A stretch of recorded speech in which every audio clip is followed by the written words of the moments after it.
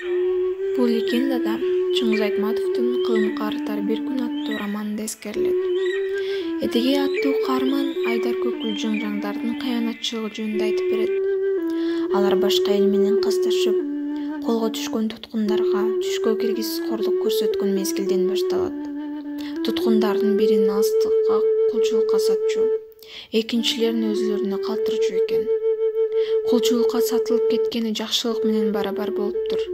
Ал эми туткунда калгандар адам чыдалыс азапты тартчу. Каймана мааниде маңкурт сөзү тарыхый улуттук тамырынан алыстап, тууганчылыгын унуткан адамга карата колдонулат. Отурчу, сүйлөшөлү, деди Найман эне оор үшкүрүп.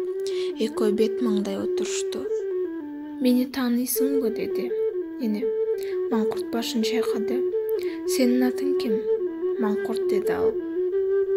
Сени азыр ошентип аташат. Мурдагы атың эсиңдеби? Чын атың эстечи? Маңкурт түнжүрөйт.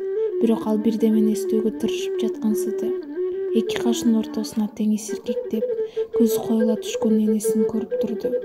Бирок маңкурттун алдында бийик бөгөт төш келип, ошондон өтө албады окшойт. Атаңдын атын билесиңби?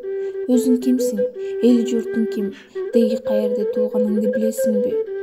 Жок, маңкурт эчтеме түшүнбөдү. Эчтеме эсинде жок экен. Сен эмне кылышкан шордуу деп эне күбүрөдү да, эрксизден эриндерин дирилдетип, аргасыз ачууга, ичин өрттөнгөн ызага, баласы экөөнүн башына түшкөн кайгыга чыдабады. Эки тарап алысты чочулай карап бараткан эне маңкурт уулу төөнүн далдаасына тизелеп отуруп, жаа кезип калганын байкабады. Күндүн нуру көзүнө тийип, маңкурт ата армалды күтүп калган. Жоламан, уулум эмне болгон деп чучулаган Найман эне үн салып баратты. Анан ээрди тогуна берди да атпа деп кыйкырганга араң жарады. Ак маянаны буура тартып, бет маңдайлар шуга үлгүрбөдү. Ышкырып келген жебе сол колтугуна сайылды. Өлтүрөр жебе ушул эле. Найман эне өркөчтү кучактай ооп жыгылып баратты. Бирок бою жерге тийгенче башындагы ак жуулук шыпырылып түштү да, жерге жетпей куш болуп, аба кайгып учуп чыкты.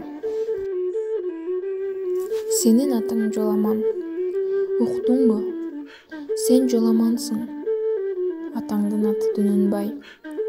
Атаң дагы эсиңде жокпу?